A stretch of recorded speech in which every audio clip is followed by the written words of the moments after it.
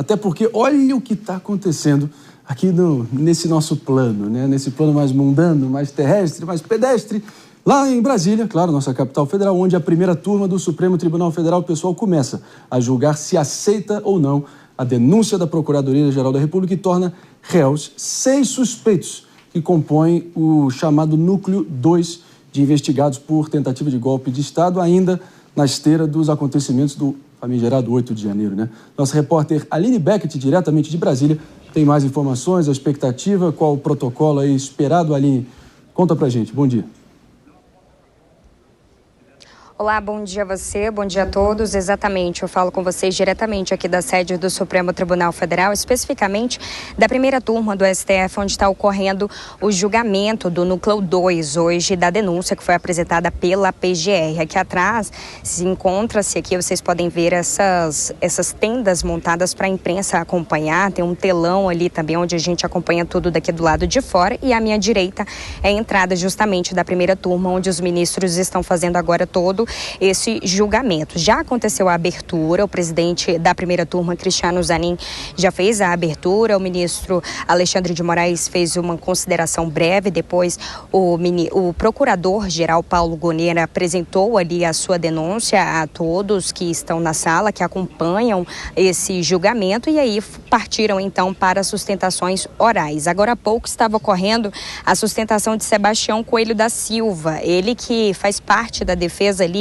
de Felipe Martins, que é o ex-assessor internacional do ex-presidente Jair Bolsonaro. Agora está ocorrendo a sustentação de Eduardo de Almeida, ele que representa a defesa de Marcelo Costa Câmara. Eles são acusados ali no Núcleo 2, essas 6 pessoas que estão sendo julgadas hoje dessa denúncia. O Núcleo 2 está sendo acusado justamente da tentativa de golpe de Estado, no sentido de tentar manter Bolsonaro no poder de forma ilegal, mesmo após perder as eleições ali em 2022. Então, Felipe Martins, Silvinei Vasquez também faz parte, ex-diretor-geral da Polícia Federal, Marcelo Câmara, coronel da reserva do Exército e ex-assessor também especial da presidência, Fernando de Souza, delegado da Polícia Federal e ex-secretário adjunto da Secretaria de Segurança Pública daqui do Distrito Federal, Marília Alencar, delegada da Polícia Federal e também ex-subsecretária de Segurança Pública daqui do DF, e por último, Mário Fernandes, general do Exército, ex-número 2 da Secretaria-Geral da Presidência da República e também acusado de ser ali o cabeça de ter articulado o plano na tentativa de matar, de executar o presidente Lula, o vice-presidente Geraldo Alckmin e também o ministro Alexandre de Moraes. Então, todos esses estão sendo acusados agora no Núcleo 2 de monitoramento das autoridades e também na tentativa ali de fomentar por trás para que a grande massa, os apoiadores de Jair Bolsonaro fossem realmente para a rua ali naquele sentido de tentar manter o ex-presidente no poder, mesmo de forma irregular. Então foi feito um conjunto ali apurado pela Polícia Federal e também pela Procuradoria-Geral da República e entregue ao STF, que agora julga se vai aceitar essa denúncia ou não. Todos eles são imputados pelos crimes de tentativa de abolição violenta do Estado Democrático de Direito, também tentativa de golpe de Estado, organização criminosa armada, dano qualificado e deterioração de patrimônio tombado. Eu lembro a vocês que quem faz parte da primeira turma do STF que faz o julgamento dessa denúncia é justamente o presidente, o ministro Cristiano Zanin, também o ministro Alexandre de Moraes, que é o relator dessas ações do 8 de janeiro aqui no STF, o ministro Luiz Roberto Barroso, o ministro Fux, Flávio Dino e também a ministra Carmen Lúcia. Todos eles compõem aqui a primeira turma do Supremo Tribunal Federal. E aí, para concluir, relembrando que em março a gente teve o julgamento do Núcleo 1, que envolveu ali o ex-presidente Jair Bolsonaro e outros militares também. A denúncia foi aceita por parte do Supremo, então automaticamente eles viraram réus e passaram a responder uma ação penal no Supremo Tribunal Federal. E isso vai acontecer a mesma coisa aqui com o Núcleo 2. O Supremo, aceitando essa denúncia vinda da PGR, eles automaticamente viram réus e começam a responder uma ação penal aqui no Supremo Tribunal Federal. A gente falou com algumas defesas que passaram aqui mais cedo na chegada, e eles disseram que a expectativa é justamente de que o STF rejeite, ou então eles vão entrar com recursos ali também a partir dessa decisão dos ministros da Suprema Corte. Em relação a Felipe Martins, só para concluir, o advogado dele, Sebastião Coelho, disse que ele só está nesses autos do processo por ser exclusivamente ali ex-assessor do ex-presidente Jair Bolsonaro, portanto tinha uma ligação muito próxima com Jair Bolsonaro. E aí ele diz que, apesar de o STF aceitar essa denúncia, eles pedem, então, a rejeição ali da questão das medidas cautelares, porque o ministro Alexandre de Moraes mantém as medidas cautelares mesmo ele estando em prisão domiciliar, ou seja, ele não pode utilizar redes sociais, tem que utilizar também a tornozeleira eletrônica. Felipe Martins veio acompanhar esse julgamento hoje, porém, ele não pode falar com a imprensa, ele não pode aparecer em nenhum lugar e não pode aparecer em nenhuma imagem também. Então, a defesa dele pede especificamente esse ponto, caso os ministros aceitem essa denúncia e não rejeitem. Então, a gente segue por aqui acompanhando. No final deste julgamento, qualquer novidade, a gente volta aqui na Jovem Pan News, na programação do Morning. Eu volto com você. Aline Beckett, diretamente de Brasília, obrigado pelos esclarecimentos, pelas informações. E, claro, as imagens projetadas ao lado aqui do VT da Aline, claro, são do julgamento em curso nesse exato momento. As defesas dos potenciais réus aí trazendo as suas arguições, buscando evitar que realmente mais 6 indivíduos se tornem réus por golpe. E claro, que a gente vai estar acompanhando na medida que os desdobramentos forem acontecendo. Lembrando que a primeira turma é composta pelo presidente dessa primeira turma, ministro Cristiano Zanin. Além disso, os ministros Alexandre de Moraes, Carmen Lúcia, Flávio Dino e Luiz Fux, que, de certa forma, foi um contraponto improvável nessa trama toda que a gente vai estar repercutindo. Já vou acionando aqui, Mano Ferreira, até porque isso acontece com um elemento que foi, assim, teve uma baita de uma repercussão, que foi a publicação da revista The Economist, revista inglesa, que inclusive o presidente Bolsonaro, no X, hoje cedo, citou, onde há uma tese sendo defendida que há realmente ministros na Suprema Corte, na Corte mais alta de justiça do nosso país, com superpoderes, hiperconcentração de atribuições e poderes. O próprio STF, em nota oficial, veio a público tentar contrapor essa narrativa posta. O próprio ministro Barroso, na função de presidente, também contrapôs isso, dizendo que o STF evitou um colapso institucional. O fato é que a grande questão é essa, né? Felipe Martins, talvez o potencial réu mais, enfim, notável dos 6 julgados hoje, julgado possivelmente por uma viagem que ele sequer realizou. Isso é fato provado e a acusação contra ele mudando de foco há um bom tempo.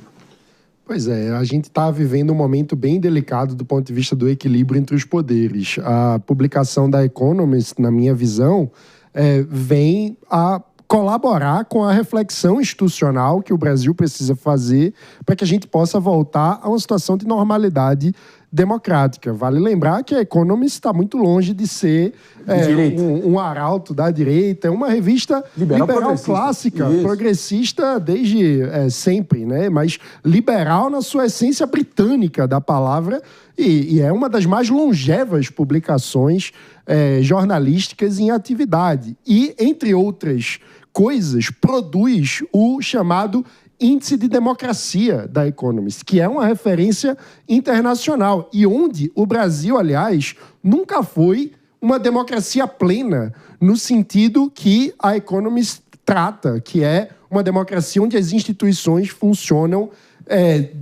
em sua plenitude, respeitando os direitos individuais de forma realmente exemplar. O Brasil, infelizmente, nunca foi uma democracia plena, é uma democracia frágil, uma democracia com muitas falhas institucionais. E a resposta dos ministros do Supremo, na minha visão, acabam não sequer compreendendo o conceito que a Economist trata há mais de um século. Exatamente. A respeito da democracia plena, porque o Brasil, infelizmente, está muito longe de ser. E para que se torne, precisamos reconhecer as nossas deficiências institucionais e trabalhar em favor de reformas que façam com que o devido processo legal, o império da lei, as garantias individuais, de fato, passem a ser plenas no Brasil. E com medidas cada vez mais restritas, né? Porque, por exemplo, no julgamento sem de previsão hoje... exatamente. No julgamento que está sendo realizado hoje lá no STF, os jornalistas, como a gente viu na participação ao vivo da Aline, estão pro lado de fora porque jornalistas e advogados foram impedidos de entrar com o celular. E aqueles que queriam entrar no plenário tiveram que ter os celulares lacrados. Então, assim, qual o objetivo disso? Qual que é o foco? A pergunta que se dá nesse momento é, realmente dá para acreditar na imparcialidade desse julgamento? À medida que realmente a viagem, que foi o fato, que foi o pivô para ter colocado o Felipe Martins nessa encalacrada, preso por tanto tempo, restrição de direitos, foi uma viagem que não aconteceu. Mais do que provado, o foco da acusação contra ele mudando a cada momento. Mas, de qualquer maneira, Aninha, não seria esse talvez um daqueles momentos para que chegasse o famoso amigo ali no pé do ouvido do Supremo Tribunal Federal e talvez sugerir, tira o pé do acelerador um pouquinho, porque talvez todo o trabalho feito, empreendido ao longo dos últimos anos para realmente trazer a verdade sobre aquela tragédia do 8 de janeiro, que até o bolsonarista mais roxo, talvez não o mais roxo, mas até os bolsonaristas mais fiéis dizem que foi um grande erro, que talvez isso vá para a lata do lixo, a Lava Jato que o diga? Mas, Marinho, esse era exatamente o ponto que eu ia tocar no meu comentário.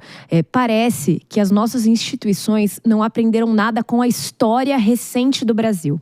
A gente teve recentemente a Lava Jato, que acabou, muito embora tenham até aí confissões, né? É inegável, nenhuma pessoa no Brasil vai dizer que não houve ali o que aconteceu com a Lava Jato, mas as penas, elas não foram aplicadas e as pessoas não foram adequadamente punidas por vícios durante o processo.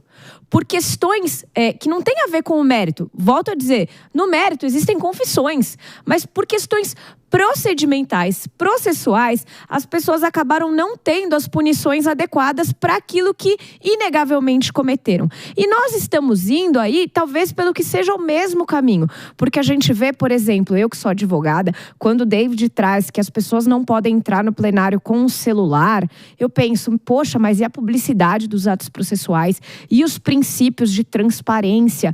Então, tudo começa a ter um cheiro que não é aquele que a gente espera. E eu sou defensora de que haja um julgamento estritamente formal, exatamente para que não haja construção de narrativas ao redor. Estão tentando me incriminar por algo que eu não fiz. Não, tem que fazer tudo exatamente no rigor da lei para que as pessoas entendam e aceitem os resultados que venham a ser dados. Porque só a partir de um processo transparente e formalmente adequado, isso vai acontecer. E a gente desde já vê que não é isso que está acontecendo e isso preocupa muito.